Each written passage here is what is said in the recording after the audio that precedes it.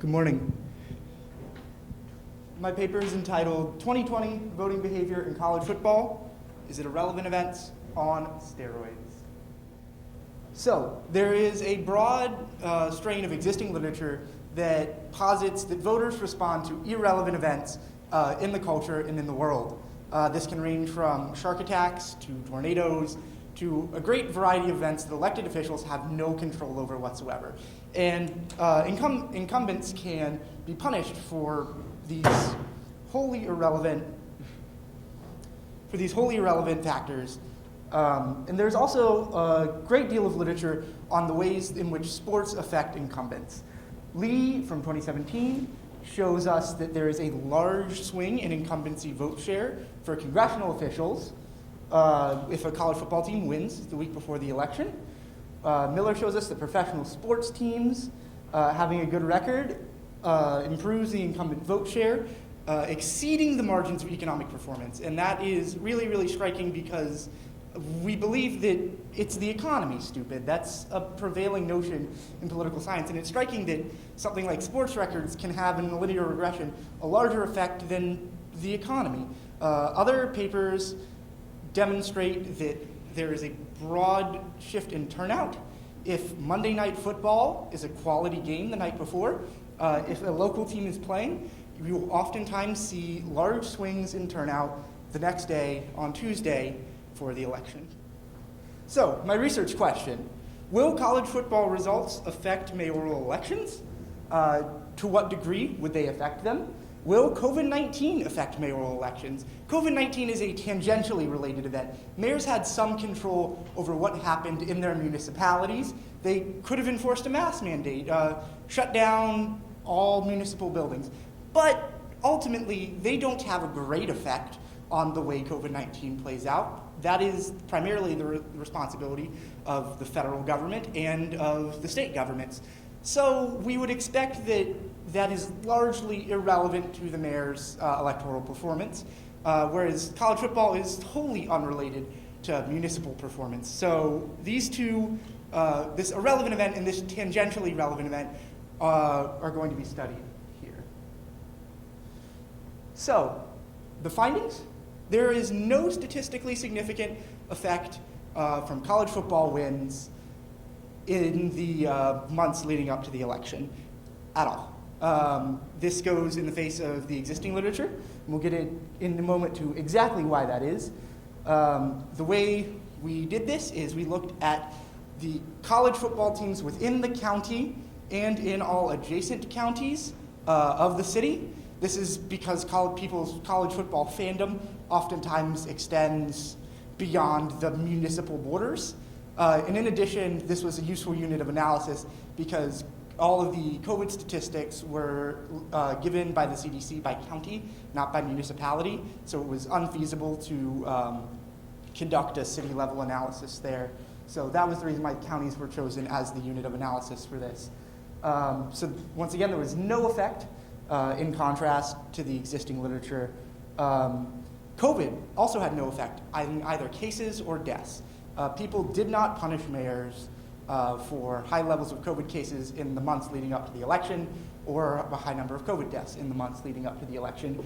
The only significant results were marginally significant results for an interaction effect between vote share and population, and we will get to in a moment why that might be. So, what are the implications of these findings? Retirements and incumbency advantage is huge in mayoral elections, positively giant. If you look at that vote share, the majority of candidates received over 55% of the vote, which doesn't sound like a lot until you realize that many of these are 3- and 4-way races that are decided by plurality, which means that even someone who received 40 to 30% of the vote still could have won in a 20-point landslide. In addition, there was an exceedingly large number of retirements and incidences of people just not seeking re-election, potentially due to a strategic decision from the candidates to not seek re-election in 2020 due to negative impacts that COVID had on their city. If you were a 3- or 4-term mayor looking at your city becoming financially destitute due to a loss of sales tax revenue during COVID-19, it made sense to kick your feet up, go spend some more time with your family, and choose now as good a time as any to make this someone else's problem. So part of the problem, and part of the reason why I believe we didn't see any significant results from college football, is that any of the mayors that may have had close elections took one look at the electoral landscape and ran the other direction. So that is why the incumbency advantage we found was so huge and outweighed any effect that COVID-19 or college football had on mayors.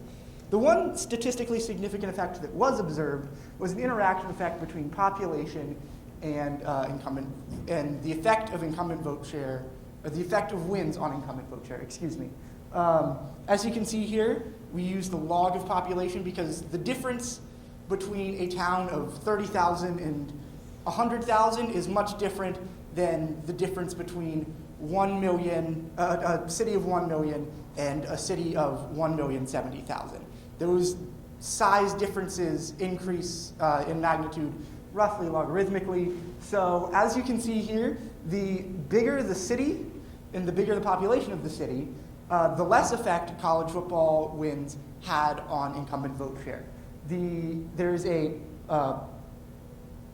roughly significant effect of vote share for small towns. And I believe that this is because those towns are more likely to be homogenous, more likely to be politically focused on local issues, and there's much less spending in those media markets. So instead of looking at high information voters with millions spent on media to inform them, you're looking at low information voters that are voting mostly based on how they feel about their mayor when they walk into the voting booth on that Tuesday.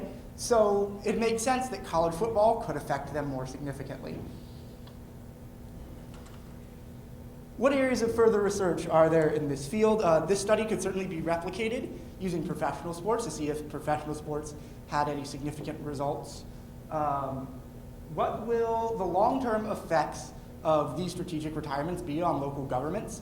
Roughly 4 in 5 of the mayors that we studied either ran unopposed or did not seek re-election. So that kind of electoral landscape leaves questions for what the future of local government is in many towns across America.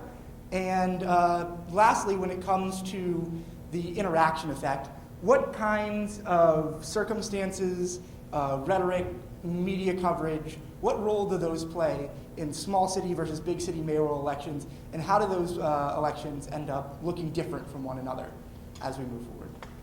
Thank you very much.